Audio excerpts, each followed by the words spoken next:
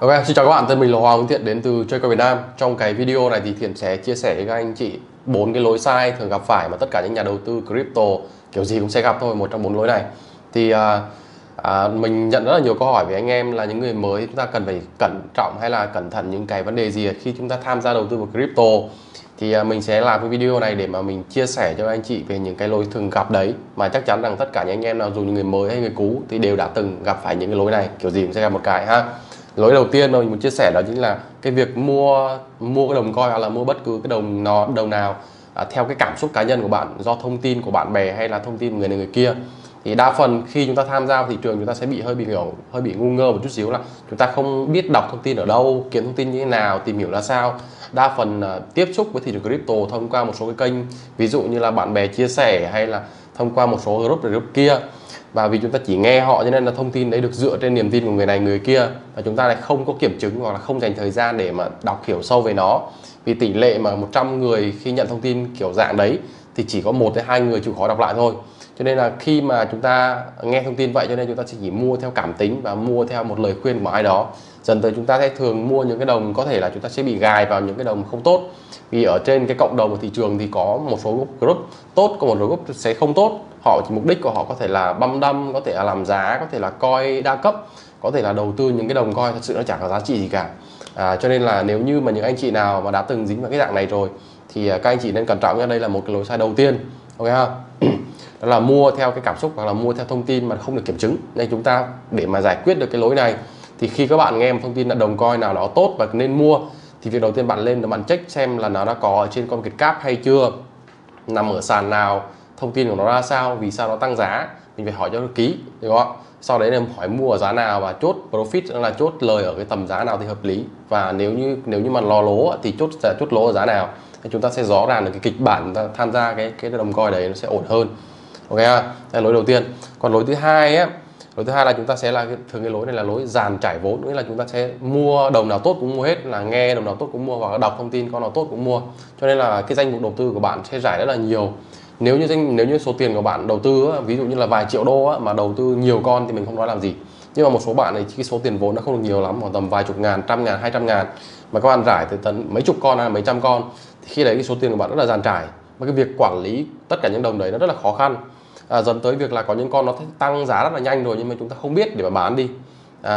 Cái thứ hai là khi mà chúng ta đầu tư nhiều như vậy thì ta mất thời gian để kiểm soát.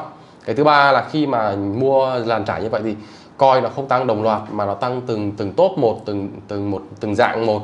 Hôm nay nó băm cái dạng coin nhỏ, hôm sau nó băm coin top, ít hôm nó băm cái coin NFT, có một số hôm thì nó lại băm coin rác hoặc là coin nền tảng, cho nên là nó cứ tùm lum ra. Nên là chúng ta không thể nào bán toàn bộ được. Nên là không biết con nào đang tăng, con nào đang giảm, và tất cả mọi thứ hỗn hợp như vậy dẫn tới cái tổng tài sản của bạn tăng không được nhiều. Cuối cùng thì cái số tiền bạn lời trong thị trường thì con nào nhắc đến con nào thì bạn cũng biết hết, cũng có hết, nhưng mà bạn cuối cùng là tổng cái lợi nhuận thì bạn không bằng những người mà all in. Cho nên cái cách mà để giải quyết cái vấn đề mà đầu tư dàn trải này thì các bạn nên tóm gọn những cái con mà các bạn cảm thấy cái tỷ lệ lợi nhuận cao nhất. Nhớ nhá, cái tỷ lệ lợi nhuận cao nhất trong tất cả đồng coin mà các bạn nhận định theo từng dạng thì bạn sẽ đầu tư từng đồng như vậy, tối đa khoảng 5 tới 7 đồng thôi. Hoặc là nếu bạn thường ít chơi thì bạn nên all in 1 tới 2 đồng thì nó sẽ tăng tối đa cái tài sản của bạn nhanh hơn. Vì trong crypto này thì mỗi một loại nó sẽ tăng từng đợt từ một, chứ nó không tăng đồng loạt, ok không? Xem mình còn có 2 cái vấn đề nữa, nhưng mà các bạn nhớ bấm like, subscribe giúp mình nhá. Ok, bên trên ok. Tiếp theo là cái lỗi thứ ba mà anh em chắc chắn thường gặp, đó chính là chúng ta sẽ thường đánh margin hoặc là future theo bạn bè hoặc là theo người này người kia hướng dẫn.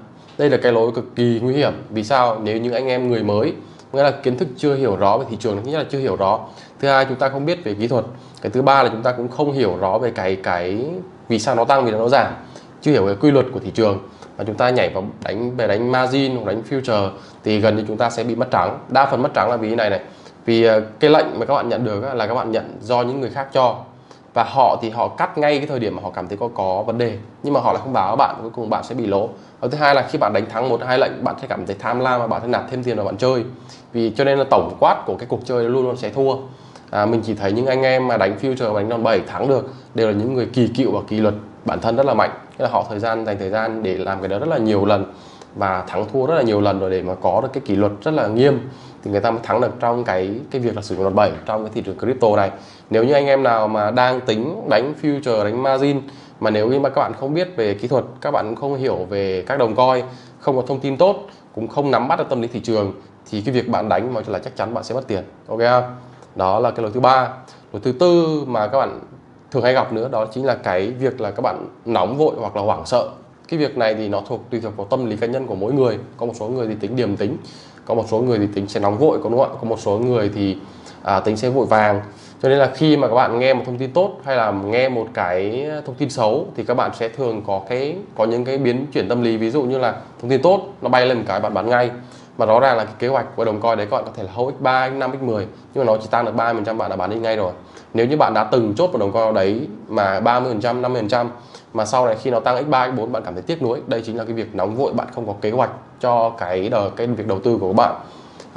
Còn cái việc mà khi mà các bạn mua đồng coin mà giá chỉ cần giảm nhẹ hoặc là giảm 2-3% mà các bạn đã cắt lỗ đi luôn, mà các bạn cũng không có kế hoạch cho cái việc đầu tư đồng coin đấy, thì cái đây cũng là một cái lối sai trong cái vấn đề thứ tư này, là vấn đề nóng vội và hoảng sợ này. Bạn phải kiểm soát cái việc nóng vội và hoảng sợ này bằng cách là luôn luôn lập kế hoạch trong tất cả cái việc là bạn đầu tư đồng coin nào. Ví dụ bạn đầu tư đồng coin A thì bạn sẽ phải biết được là mình nên vào giá nào, và nếu như nó xuống nữa thì mình sẽ có kế hoạch như thế nào.